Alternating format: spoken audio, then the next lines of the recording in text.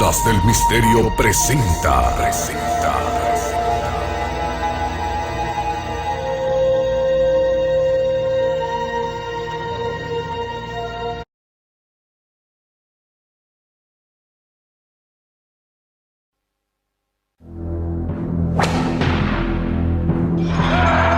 En un país dividido por una sangrienta guerra civil, un joven toma el poder. En su lengua nativa es llamado Drácula. No es el vampiro, el conde Drácula, sino una figura histórica, un príncipe rumano. Fue célebre en toda la cristiandad por sus hazañas contra los turcos. Drácula fue un caudillo conocido en toda Europa por su imponente valor y su aterradora crueldad.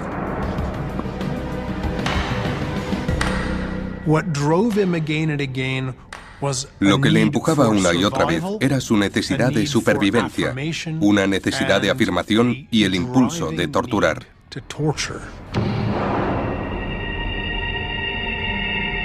Conocido como el Empalador por su método favorito de ejecución, Drácula entró en los libros de historia quemando, hirviendo, destripando y torturando. Pero también dejó un imperecedero legado en ladrillo, argamasa y piedra. Construyó palacios. Fundó la ciudad que se convertiría en capital del país. También levantó uno de los castillos más imponentes de Europa Oriental. Ahora, con lo último en animación por ordenador, el mundo perdido de Drácula volverá a la vida.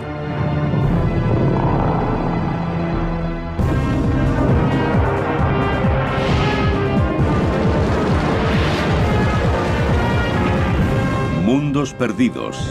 El auténtico Drácula. Transilvania, una región en los confines de Europa. Dominada por grandes montañas, está envuelta en misterio y leyendas.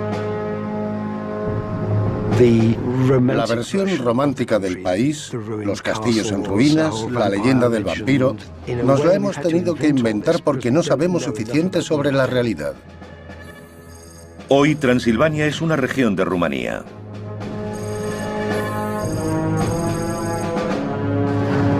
En el siglo XIX, el novelista Bram Stoker la convirtió en hogar del conde Drácula, el vampiro más famoso del mundo. Pero hasta los años 70, pocos lectores sospechaban que había tomado el nombre de un personaje real. Olvidemos Hollywood. Olvidemos las historias de vampiros. Ese hombre existió de verdad. Y fue un hombre sanguinario, extremadamente cruel, pero un gran líder.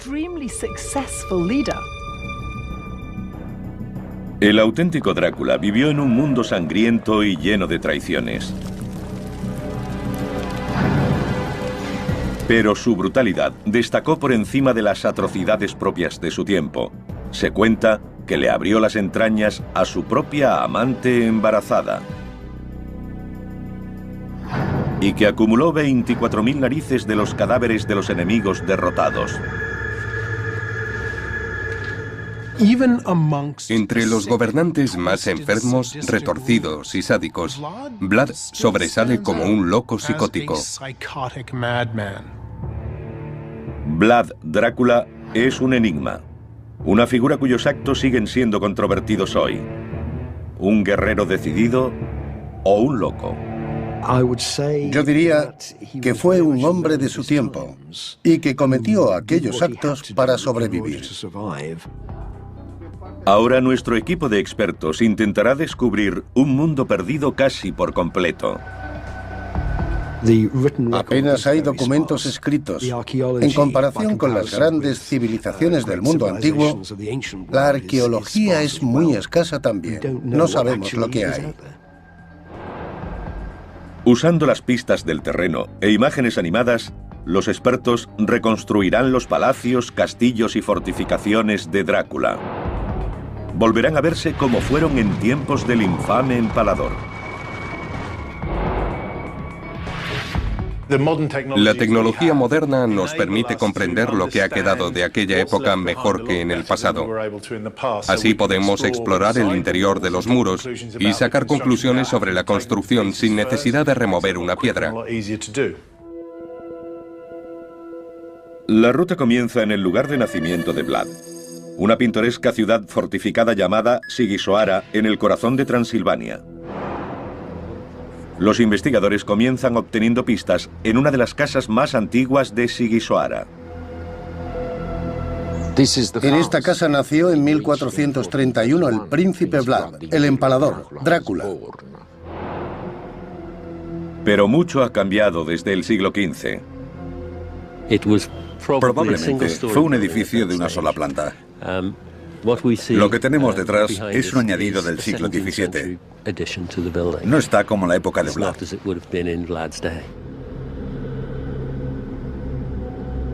Ahora podemos ver cómo era cuando nació Drácula. Un edificio de una planta en el centro de la ciudadela. Carecería de alcantarillado, cañerías o los servicios más elementales. Pero la gruesa piedra con que fue construida proporcionó su característica más importante, la seguridad. La casa de Vlad era una de las más seguras de Transilvania. Las murallas nos dan la primera pista de las espectaculares fortificaciones que había aquí cuando nació Drácula.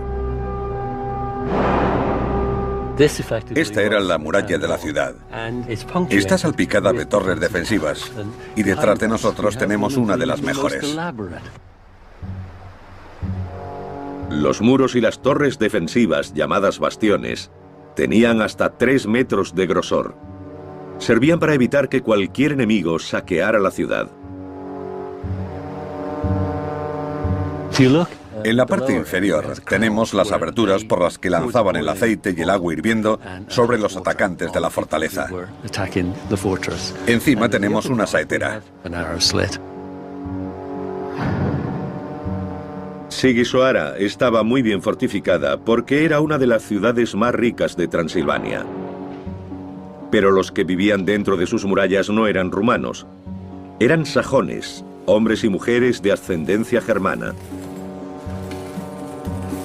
Los sajones pioneros habían emigrado a Transilvania en el siglo XII para hacerse mercaderes y artesanos, y gozaban de privilegios comerciales. Era una casta aparte.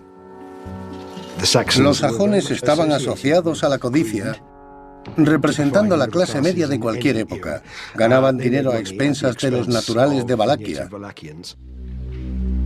El padre de Vlad Drácula, un príncipe rumano, hizo un acuerdo comercial especial con los sajones de Sigisoara. A cambio, él y su familia podrían vivir dentro de la ciudad en la aparente seguridad de la ciudadela.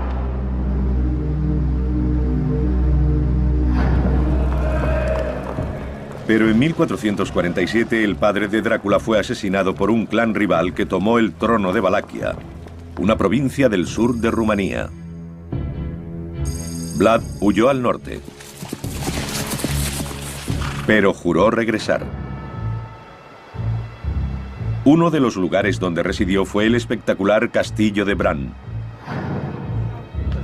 Hoy los turistas llegan al castillo pensando que fue el hogar del conde Drácula, el malvado retratado en la novela de Bram Stoker. El vampiro de ficción vivió aquí hasta que su corazón fue atravesado por una estaca. El lugar fue descrito como el hogar del maligno. El auténtico Drácula llegó aquí hacia 1450. Y bajo el esplendor gótico, los expertos descubren cómo fue el castillo en esa época.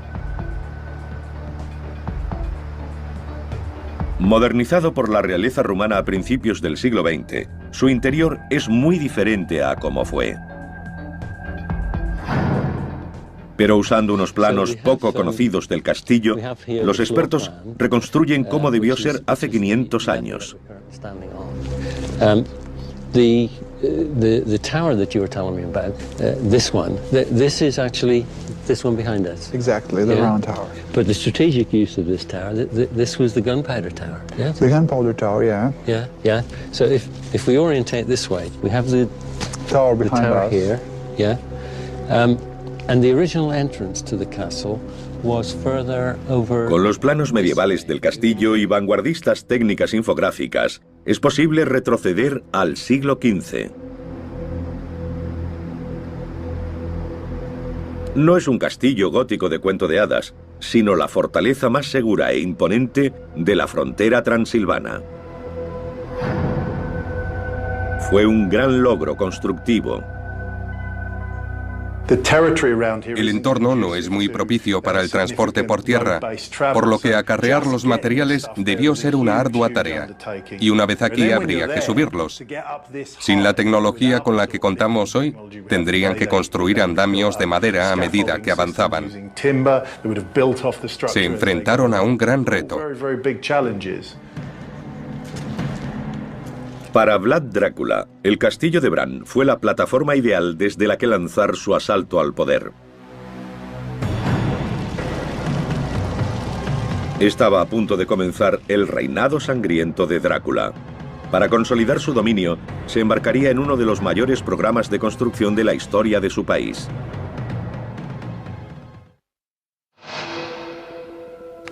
En 1456 el trono del Principado rumano de Valaquia cayó en manos de Vlad Drácula, el personaje que dio su nombre al vampiro más famoso del mundo.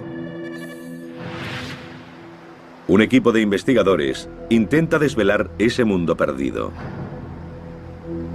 Pretenden exponer los amplios proyectos constructivos que emprendió al inicio de su reinado, cuando quiso imponer orden en un país rebelde. Vlad Drácula tenía que hacer honor a su nombre. Lo había heredado de su padre, Vlad Dracul, el antiguo gobernante de Valaquia y caballero de la Orden del Dragón. El dragón formaba parte del emblema de la familia. Draculea era el hijo de Vlad Dracul, y también hay una relación con Drácula, que significa diablo. Siguiendo la tradición, Drácula, el hijo del diablo, hace de Tergoviste su capital.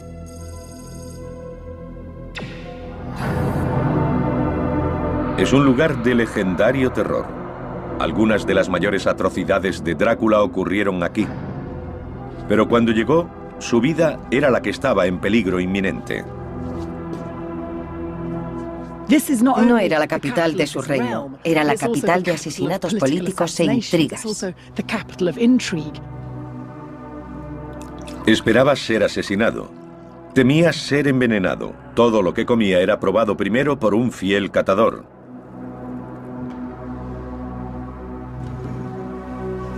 Príncipes rivales, llamados boyardos, dominaban tradicionalmente la política en Valaquia. Pensar que podían hacer cualquier cosa para deshacerse de él le obligó a defenderse. Se trataba de matar o de morir. Durante generaciones, los terratenientes de Valaquia habían cambiado constantemente su lealtad. Y para conservar el poder, Vlad debía deshacerse de los boyardos. La aversión de Vlad hacia esa aristocracia también era hondamente personal. Su padre había sido asesinado por los boyardos y él era un hombre inclinado a la venganza. Tenían una cuenta pendiente con ellos. Pero antes de que Drácula pudiera deshacerse de sus enemigos, necesitaba protección. Las actuales ruinas albergan rastros de un enorme proyecto de construcción llevado a cabo hace más de 500 años. Todo formaba parte de un astuto plan para forjar una imagen de poder, la imagen de control absoluto, la impresión de que era un gran líder, el poderoso caudillo de Valaquia. El palacio de Tergoviste empezó a construirse en tiempos del abuelo de Drácula. En época de su padre se añadió un foso defensivo de 18 metros de ancho. Pero Drácula quiso construir un complejo que superara a todo lo anterior. El gran salón se reedificó para abarcar una vasta zona de 300 metros cuadrados. y una imponente torre vigía daba a Drácula una vista panorámica de su territorio. El complejo palaciego estaba rodeado de murallas de 1,5 metros de espesor. Los enormes sótanos debajo del gran salón revelan la escala de la ambición de Vlad. Aquí tenemos un enorme espacio que se creó mediante la construcción de sótanos abovedados. Los arcos son típicos de la técnica llamada bizantina. Se construían usando un armazón o molde de madera. Los ladrillos se disponían a su alrededor. Fue una proeza que debía ser supervisada por un maestro de obras. Su vida dependía de hacerlo bien. Cuando se retiraba el armazón de madera de un arco, el maestro tenía que estar debajo y ser el primero en probar si estaba bien construido. Si la estructura se desmoronaba, caería sobre él. Aunque quedan pocas pistas, algunos siguen creyendo que los sótanos albergaron no solo las provisiones de palacio, sino también algunos oscuros secretos, como las cámaras de tortura de Vlad. Restaurada en el siglo XIX, esta torre fue quizá la característica más sorprendente que Vlad Drácula añadió a Tergoviste. Con una base de piedras y plantas superiores de ladrillo, se alzaba más de 20 metros y proporcionaba una posición dominante. Una vez terminado, el palacio contaba con una serie de barreras defensivas. Como posición defensiva, fue una construcción bien dispuesta. Se podían ir defendiendo hacia atrás. Había una serie de obstáculos que superar. Una vez superado el primero, el enemigo se hallaba en el foso y era atacado desde arriba. Cuando se había superado el segundo obstáculo, seguían disparando desde la torre. Podemos imaginar el alto costo en vidas para los atacantes. Con Tergoviste transformada en una sede prácticamente inexpugnable, Drácula empezó a exterminar a sus enemigos boyardos. Demostró una crueldad que se convertiría en legendaria. No hay duda de que la única forma de deshacerse de los boyardos y de consolidar su poder era matándolos a todos. El domingo de resurrección de 1457, Drácula cometió una de sus más infames atrocidades. Tendió una trampa a los boyardos, invitándolos a comer en el gran salón. Vlad les preguntó deliberadamente cuántos señores habían tenido en un periodo de 50 años. Nadie pudo contestarle porque eran muchos. La razón es que habían sido derrocados por la fuerza por los boyardos. Era la respuesta que Vlad quería. Se habían condenado solos. Según la leyenda, hizo empalar a 500 de ellos.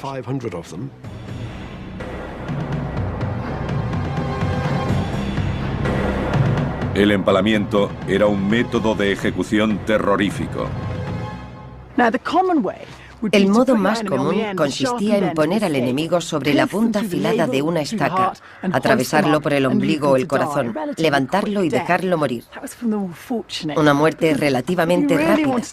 Eso era para los afortunados, porque si quería que sirvieran de ejemplo, usaba la punta roma. La engrasaban, le abrían las piernas y la insertaban por el recto. La estaca iría atravesando lentamente el cuerpo. Eso podía llevar un par de días de terrible agonía.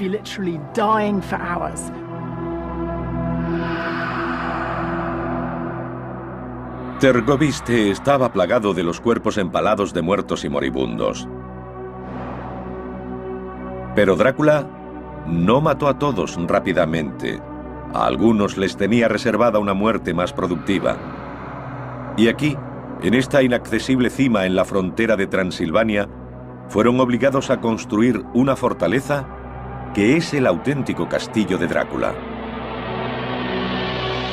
Un lugar que serviría como refugio de Vlad en una próxima campaña de terror.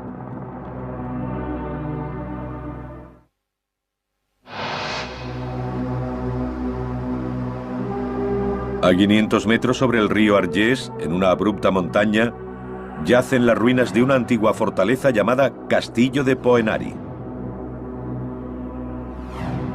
Este es el auténtico castillo de Drácula. El emplazamiento era clave. En el extremo del reino de Valaquia, el castillo también limitaba con el territorio montañoso de Transilvania. Incluso hoy sigue siendo un lugar remoto e imponente. Los investigadores deben subir los 140 escalones para llegar hasta él.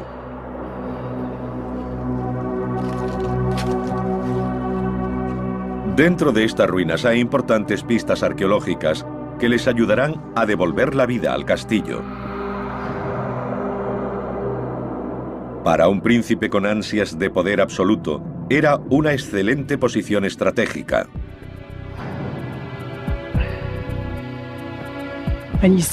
Hacia el sur vemos las tierras de Vlad, su Valaquia. Y a 75 kilómetros de esas montañas está Tergoviste, la capital. Pero de igual importancia, allí, al norte, está Transilvania, que incluía un par de fortalezas suyas. Este era el lugar idóneo desde el que tratar con los modestos sajones de Transilvania. Transilvania es hogar de ricos comerciantes sajones cuyos contubernios amenazan el poder de Vlad Drácula. Debe actuar con rapidez para construir el castillo, por lo que recurre a técnicas poco convencionales y a mano de obra forzada.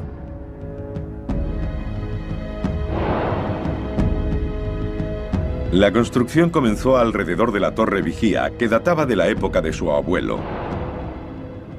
Pero Vlad concibió algo más grande. Una fortaleza que no solo ocupara la cima del Poenari, sino que la ampliara. Las pistas de su ejecución están presentes en los muros en ruinas que siguen rodeando el castillo. Le dan su extraño aspecto de 2 tonos, con ladrillo rojo encima de una base de piedra gris. Es una estructura poco habitual por la combinación de la piedra y el ladrillo. Esperaba verlo todo hecho de piedra. Quizá fue más fácil construirlo en ladrillo. Debió ser mucho más rápido. Aunque están en la estrecha cima de una montaña, estos muros tienen 3 metros de grosor.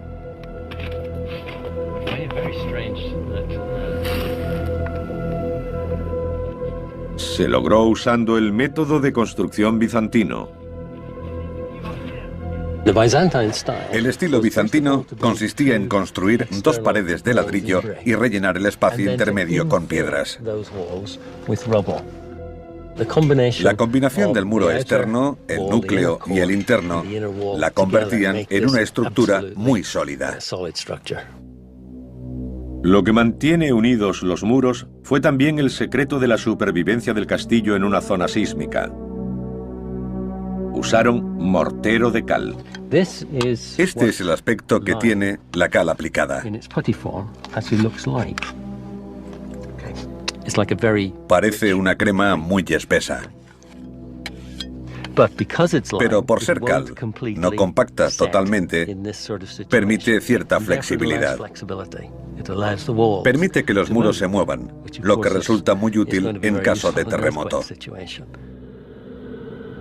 No hay grietas ni daños, que es lo que habría de haber usado cemento.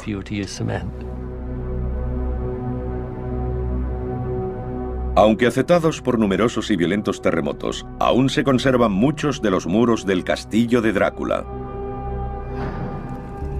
Fueron construidos con mano de obra forzada, nobles librados del empalamiento durante la matanza del Domingo de Resurrección en Tergoviste. Obligados a marchar hasta Poenari, iban a sufrir una agonía más lenta y prolongada. Las crónicas de Valaquia dicen que aquellos hombres y mujeres trabajaban muy duro hasta quedarse sin ropa. Estaban prácticamente desnudos. Pero el castillo no fue levantado solo por esclavos, Una ingeniosa característica demuestra que también intervinieron expertos maestros. Los tejados del castillo recogen el agua de lluvia en una cisterna.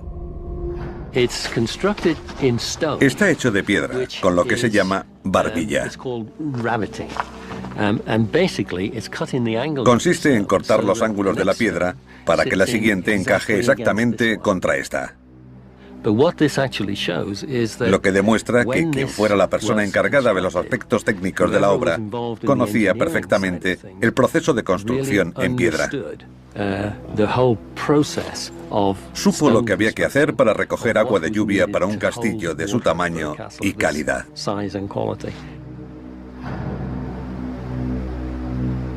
Todo lo necesario para construir el castillo de Drácula estaba disponible en el valle fluvial inferior. Había arena para el mortero, gravilla y piedras pequeñas para el relleno del muro bizantino. También había grandes piedras que formaron la base del castillo. Incluso los ladrillos se hicieron aquí. Este fue el espectacular resultado. Una vez terminado, el castillo abarcaba toda la cima, cubriendo casi 50 metros de longitud. Un nido de águilas. El castillo de Drácula ofrecía una excelente seguridad y el control de un paso estratégico entre las montañas. Pero al otro lado de la frontera, en Transilvania, los problemáticos comerciantes sajones tramaban una conspiración contra él. Para proteger sus beneficios, apoyaron a un rival que pretendía el trono de Vlad. Este castillo proporcionó a Vlad la baza esencial para tratar con los sajones de Transilvania. Él les hizo darse cuenta de que para usar sus rutas comerciales, ante todo, tendrían que hacer lo que él decía. Se avecinaba un gran enfrentamiento. Vlad Drácula necesitaría todo su ingenio para superar las defensas de una de las ciudades mejor fortificadas de Europa. Exigiría una terrible venganza.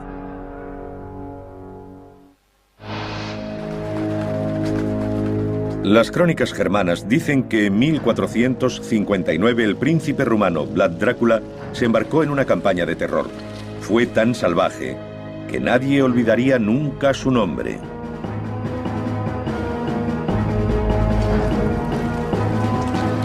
Reuniendo a sus tropas en el castillo de Bran, entró en Transilvania. Los comerciantes sajones planeaban derrocarlo. Él pretendía castigarlos. Su base estaba en Brasov.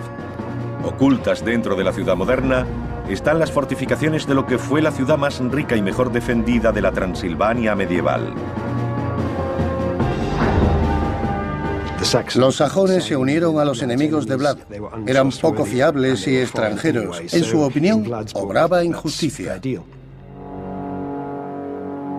Hoy la pintoresca ciudad ofrece pocas pistas de los sangrientos acontecimientos que se desarrollaron hace 5 siglos y medio. El ataque de Vlad sobre Brasov no fue fácil. Las defensas de la ciudad eran formidables. Un enorme muro de casi 5 metros de grosor en algunos lugares rodeaba toda la ciudad sajona. Había bastiones a intervalos regulares. De este se encargaba el gremio de tejedores. Esta es una de las fortificaciones más importantes que ha sobrevivido, casi intacta. En cuanto a la arquitectura y la forma, es extremadamente importante para el entendimiento de los sistemas defensivos de principios del siglo XV. Se construyó una galería de madera de varios niveles contra el interior del muro. Aquí vemos un trabajo en roble de altísima calidad. Ahora todo está cubierto de nieve, pero debajo hay tejados de madera. Los muros externos disponen de aspilleras horizontales y saeteras. Más tarde serían usadas para cañones y mosquetes. Los sajones creían que estaban a salvo dentro de sus imponentes fortificaciones, pero subestimaron la astucia de Drácula. Vlad había crecido en una ciudad sajona. Conocía sus métodos de combate. Sabía que un asalto frontal estaba condenado al fracaso. Tomó Brasov por sorpresa, atacando de noche y saqueando los alrededores antes de que sus habitantes pudieran refugiarse tras sus murallas. Todos los apresados murieron empalados en las colinas circundantes. Según relatos sajones de la época, perecieron a millares. Las ejecuciones se hicieron en la colina de la Horca, que está detrás de esta montaña. El ataque a Brasov inspiró la más infame de todas las imágenes de Vlad, el bosque de los empalados.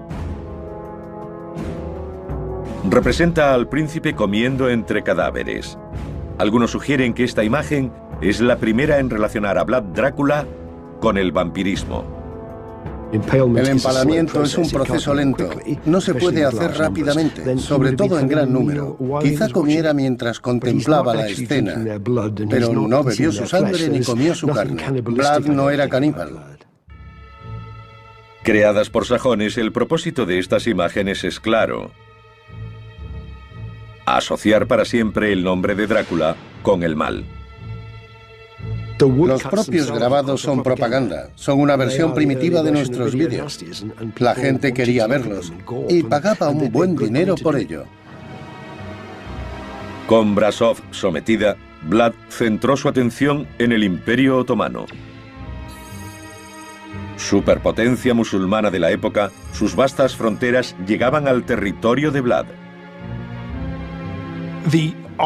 El Imperio Turco Otomano seguía mirando a Occidente, a Europa, como el siguiente lugar a conquistar. Y salvo unas cuantas tribus de las montañas, como las de Valaquia, no había nada que los detuviera. Pero Vlad Drácula estaba decidido a resistir.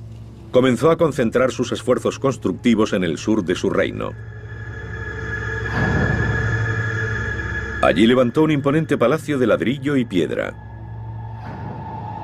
500 siglos lo habían condenado al olvido, hasta ahora. Oculto bajo las calles de Bucarest está el mundo secreto de esta gran residencia. Estos antiguos muros esconden pruebas de glorias pasadas que pocos saben que existieron. Siempre pensamos en Vlad defendiéndose y atacando, pero no olvidemos que fue un hombre con un gran olfato comercial, y esta era una importante ruta económica. Vlad sabía que los turcos podían amenazar en cualquier momento estas rutas comerciales. Construyó el palacio rápidamente, con los mejores especialistas disponibles. Recurrió a canteros de Transilvania y a unos 1000 trabajadores para asegurarse de que se hiciera tan rápido como fuera posible. Las excavaciones en estos túneles revelan una construcción de diseño compacto, nacido de una urgente necesidad. Era una fortaleza funcional, en lugar de un palacio exótico. Gobernantes posteriores lo reconstruirían y ampliarían, pero ocultas en los cimientos quedan pistas de su historia.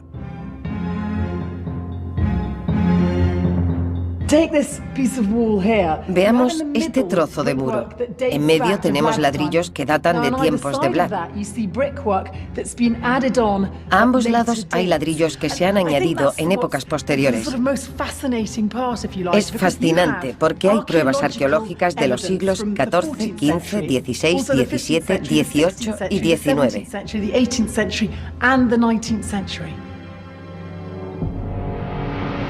Ahora, con las imágenes animadas basadas en el detectivesco trabajo arqueológico, se puede volver a ver el palacio original de Drácula. Fue una imponente fortaleza y habría servido como un baluarte esencial para la frontera meridional de Vlad. Drácula imponía su voluntad con mano de hierro sobre Valaquia, pero su mayor enemigo, el Imperio Otomano, esperaba en la frontera. El sanguinario tirano necesitaba transformarse en el heroico defensor de la Europa cristiana. Y se pondrían a prueba las fortificaciones que había construido.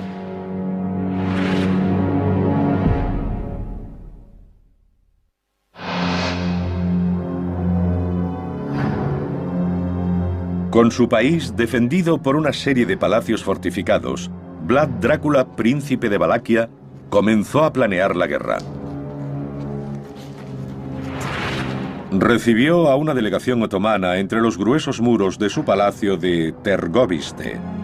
Los ejércitos conquistadores turcos habían alcanzado sus fronteras y ahora amenazaban la Europa cristiana.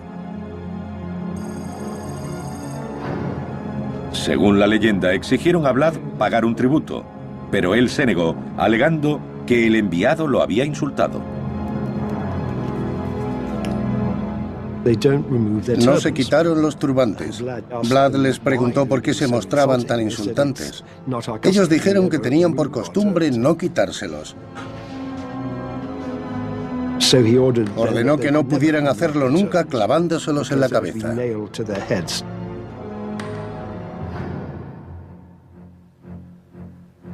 En el invierno de 1461, Drácula y los turcos estaban en guerra.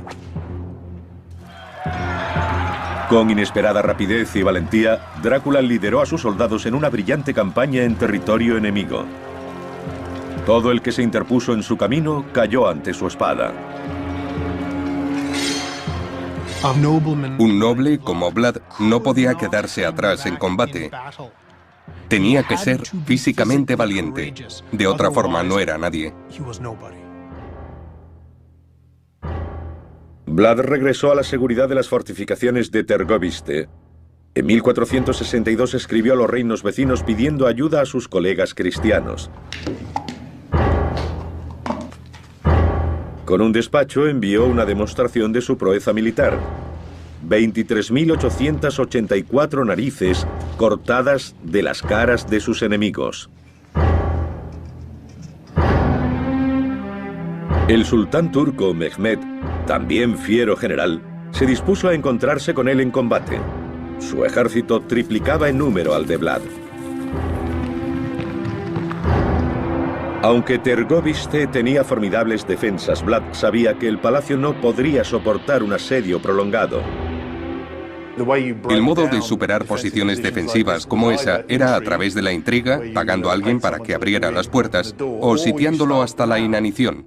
Son una buena respuesta si todo lo que temes es que alguien llame a tu puerta durante unas pocas semanas, pero ya no es tan bueno estar escondidos aquí 3 años. Vlad se ve obligado a cambiar de táctica y sale al encuentro. Mehmed era un maestro de la guerra psicológica, pero se encontró con un soldado más potente psicológicamente hablando. Vlad usó despiadadas tácticas de guerra de guerrillas. Permaneció en los frondosos bosques rumanos, saliendo para atacar rápida y brutalmente, desapareciendo después. Para Vlad era como ser un gran tiburón. Si te quedas quieto, mueres. Los turcos avanzaban y Vlad usó todas las tácticas concebibles para minar su moral. Atacó por la noche, envenenó sus pozos, quemó sus cosechas, incluso pagó a enfermos para infiltrarse en las filas turcas y contagiarles infecciones. La campaña de terror psicológico de Vlad llegó a su clímax ante las murallas de Tergoviste. Cuando abandonó su palacio, dejó atrás una visión que perseguiría al sultán el resto de su vida. Dio lugar al apodo turco de Vlad. Le llamaron Casikli Bey, el señor empalador. Mehmed, que era un hombre terriblemente cruel, se dio la vuelta.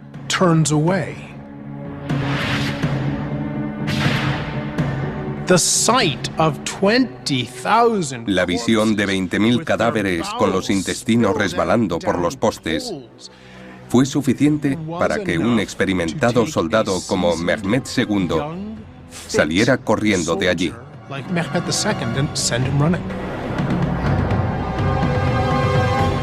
El traumatizado sultán regresó a su país dejando que otros lucharan con Drácula. Le hicieron replegarse.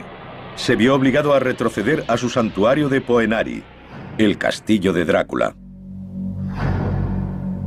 La posición y defensas del castillo imposibilitaban un ataque frontal. Pero la vida resultaba insoportable para los que estaban atrapados en su interior. Aterrorizada por la idea de ser torturada hasta la muerte por los turcos, la esposa de Drácula se arrojó desde las almenas. Su cuerpo cayó al río. Aún hoy es llamado el Río de la Princesa. Pero Vlad no se rindió. Pudo salir y vivir para seguir combatiendo. En el pueblo de Arefu, a pocos kilómetros del castillo, los expertos descubrieron una pieza de folclore relacionada con la audaz fuga de Drácula. Stimați oaspeți, cu permisiunea dumneavoastră, crede că tu ești... Los lugareños se enorgullecen de haber ayudado a dar forma a la historia. Ayudaron a engañar a los turcos.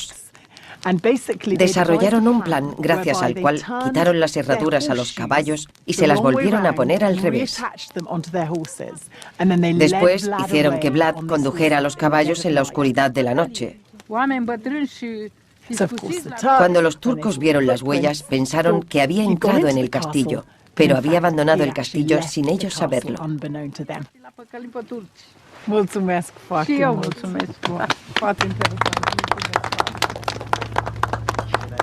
Drácula huyó a Transilvania, al exilio.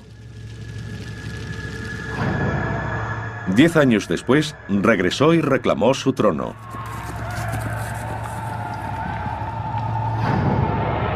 Volvió a su palacio de Bucarest y comenzó a preparar las defensas para rechazar una invasión turca. Pero su reinado terminó antes de empezar. La muerte de Vlad está rodeada de misterio. Es casi seguro que murió en combate, pero no sabemos si fue en el fragor de la batalla o si cayó asesinado. Personalmente, creo en el asesinato. El folclore local dice que fue enterrado aquí, en la bella isla monasterio de Snagov. En su día rodeado de murallas de piedra, el monasterio fue usado posteriormente como prisión. Los traidores de alto rango eran traídos aquí y dicen que la isla está plagada de huesos humanos. Hoy el monasterio es un lugar de peregrinación para los fans de Drácula. Se dice que su cuerpo yace en una tumba en el altar, pero que su cabeza fue cortada y enviada al sultán como prueba de su muerte.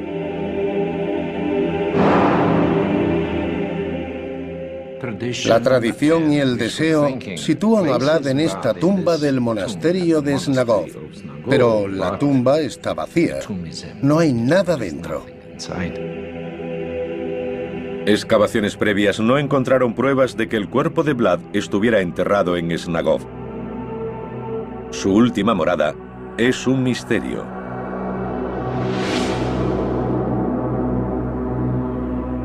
En Rumanía, hoy Vlad Drácula sigue siendo un héroe nacional a pesar de su brutalidad.